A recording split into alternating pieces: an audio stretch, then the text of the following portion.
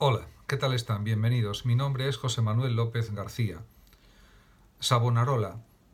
Girolamo Savonarola es un religioso dominico que, con su vida, con sus acciones, marcó un antes y un después en la historia de Florencia, en la historia de Italia, y también es reconocido como un predicador italiano que influyó decisivamente en la historia, como ya dije, de Florencia y de Italia, aunque todavía no estaba constituida como nación Italia, pero sí es un personaje realmente relevante a nivel religioso, ideológico, espiritual, etc. Ciertamente vivió en la época del Renacimiento, ya que nació en 1452 y murió pues, a los 45 años, el 23 de mayo de 1498. Murió en la hoguera, en la Plaza de la Señoría, en Florencia.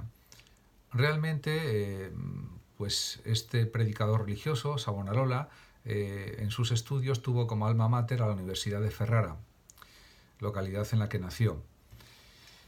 Fue pues un gran predicador italiano, confesor, por ejemplo, del gobernador de Florencia, Lorenzo de Medici, y organizador de la célebre Hoguera de las Vanidades, que se realizó varias veces, donde los florentinos estaban invitados a arrojar sus objetos de lujo y sus cosméticos, además de los libros que consideraba el propio Savonarola como licenciosos o perjudiciales para un buen cristiano.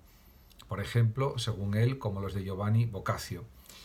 Realmente fue pues, un religioso que predicó contra el lujo, el lucro, la depravación de los poderosos y la corrupción de la Iglesia Católica.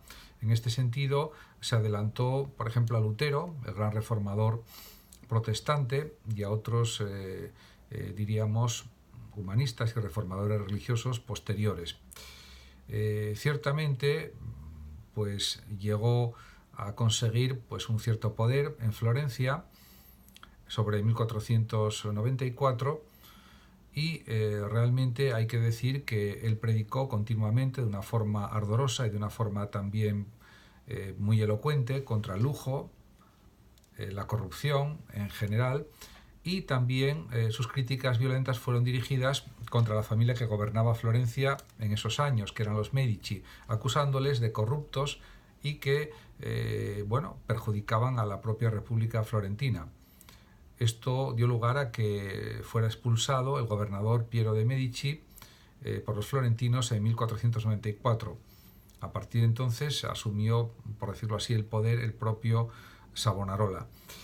Realmente eran tiempos muy convulsos en esta época en las distintas repúblicas italianas y no en vano, por ejemplo, pues un seguidor de las tesis de Savonarola era, por ejemplo, Pico de la Mirandola, que era de origen noble y que pues murió prematuramente a los 31 años por envenenamiento con arsénico, probablemente ordenado por Pedro II de Medici.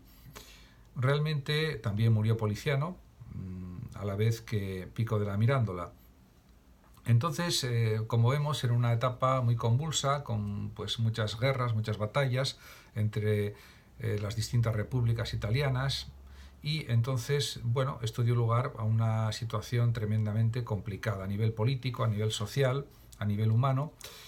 El propio Pico de la Mirandola pues había sido alumno de Ficino, que había creado la Academia de Florencia, y por supuesto pues había el propio Pico de la Mirandola sido pues un gran humanista, un gran filósofo, teólogo.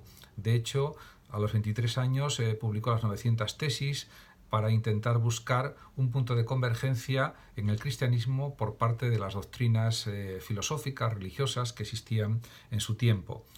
De cualquier manera, lo que está claro es que también hubo otras obras importantes de Pico de la Mirandola, por ejemplo, de la dignidad del hombre, que es una especie de manifiesto del humanismo de la época, a la vez, pero realmente había un punto de coincidencia entre Savonarola y Pico de la Mirandola, que es que luchaban contra la corrupción, el lujo, los engaños, las mentiras, la ambición, etcétera, etcétera, y buscaban la vuelta a un cristianismo primitivo, humilde, compasivo, etcétera.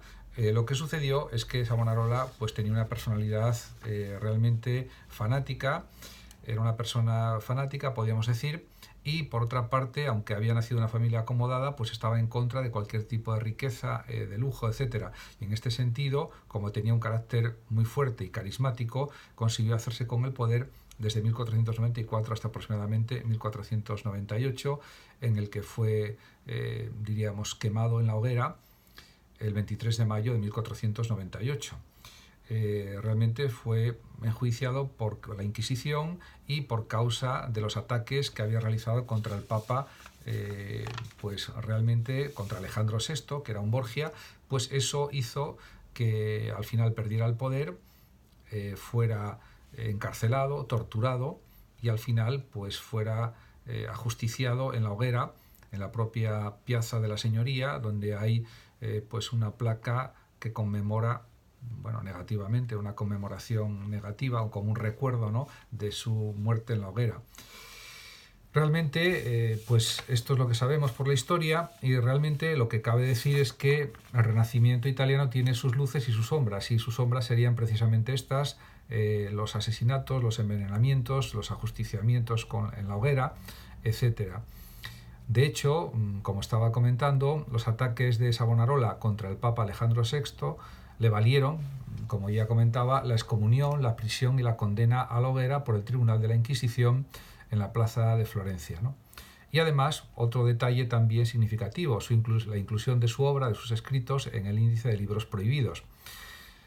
No cabe duda de que a veces se le compara a Savonarola con Lutero, como ya comenté anteriormente, porque denunció la corrupción de la Iglesia Católica, lo mismo que Lutero, pero eso sí, hay algunas diferencias. Fundamentalmente, que no estableció ninguna base doctrinal, a diferencia de lo que sí hizo el propio Lutero, que era profesor, que era un gran experto en la Biblia y que fue claramente el precursor del cisma protestante. En ningún caso Savonarola quería otra iglesia diferenciada de la católica, de la cristiana. Lo que quería era volver a la pureza originaria del cristianismo. Lo que sucede es que también era en sus planteamientos demasiado extremista, porque realmente, o demasiado radical sería la palabra probablemente más exacta, demasiado radical, porque algunas de sus ideas pueden ser aceptables, pero otras rayaban un poco o rayaban totalmente en el fanatismo, o eran ideas más bien fanáticas.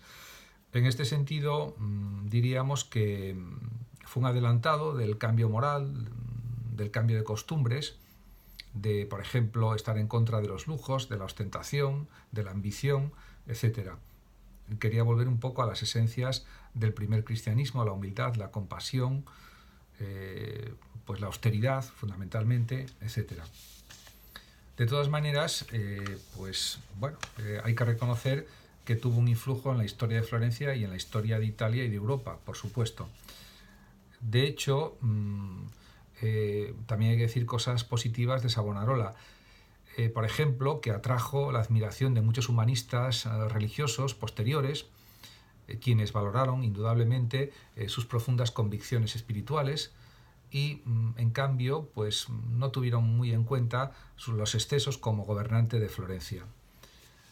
Además, también cabe decir que Savonarola, tras la expulsión de los Medici, por ejemplo, surgió como un líder de la ciudad y expresó su carácter de ferviente cristiano, y impuso un gobierno en Florencia teocrático, un gobierno divino, claramente teocrático, como decía, con un carácter muy fuertemente religioso, y esto pues incomodó a algunos estamentos poderosos en Florencia y al propio Papa, etcétera, y eso al final llevó a que perdiera el poder.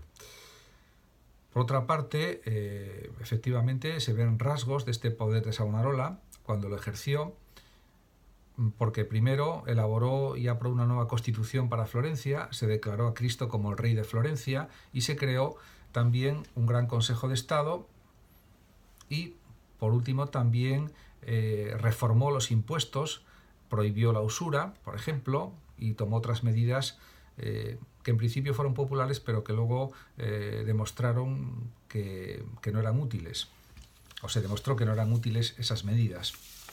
En definitiva, pues al final no consiguió sus propósitos, aunque estuvo unos años en el poder. en Florencia. Por otra parte, no cabe duda de que la elocuencia de Savonarola fue legendaria, tuvo muchos seguidores, al principio eran unos pocos, luego llegaron a ser miles de personas, y pregonaba el propio Savonarola algunas cuestiones que por supuesto son discutibles. Por ejemplo, pensaba que con la destrucción de lo efímero se llega más rápido al cielo. Y también, bueno, es verdad que fue objeto pues, de eso, de torturas. Cuando fue excomulgado por el Papa Alejandro VI, pues fue encarcelado por orden del Papa, y fue torturado por espacio de unos 50 días hasta lograr una confesión firmada de sus pecados y luego la condena a muerte. Por otra parte, se sabe que una vez consumido su cuerpo por las llamas, sus cenizas fueron lanzadas al río Arno para evitar que fuera objeto de culto los restos de su persona y por lo tanto evitar, diríamos, cualquier forma de culto a lo que él representó en la historia de Florencia y por supuesto también en la historia de Europa y del mundo. En definitiva, pues fue un personaje realmente peculiar. A mi juicio estaba equivocado en muchas de sus ideas, pero lo que sí también es cierto es que en aquella época era una lucha continua de batallas entre unos y otros por el poder. Es la época de Maquiavelo, Nicolás Maquiavelo, que fue coetáneo de Savonarola. También fue coetáneo Savonarola, por supuesto, de Leonardo da Vinci y de otros muchos, por supuesto, ¿no? Por ejemplo, entre ellos Miguel Ángel también, y de otros muchos artistas, pensadores, etc. Muchísimas gracias por su atención y hasta mi próximo vídeo. Saludos también a los oyentes de Radio Sofando de México. Si lo deseas, puedes compartir este vídeo, darle me gusta o suscribirte a mi canal. Hasta siempre.